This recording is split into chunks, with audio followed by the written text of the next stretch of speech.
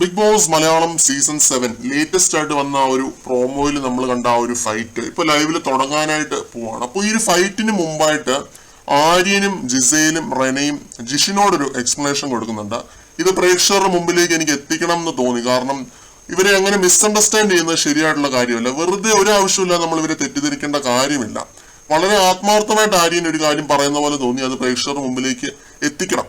പിന്നെ ആര്യനെ നമ്മൾ ഒരുപാട് വിമർശിച്ചിട്ടുണ്ടാവും. നമ്മൾ പല രീതിയിൽ അതിരുവിട്ട വിമർശനങ്ങൾ നമ്മൾ ഉന്നയിച്ചിട്ടുണ്ട്. പക്ഷെ ഈ രീതിയിൽ ഒരു കാര്യം അവർ കുടുംബത്തെ വരെ തകർക്കുന്ന ഒരു കേസാണ്. അപ്പൊ അത് പറഞ്ഞേ പറ്റത്തുള്ളൂ.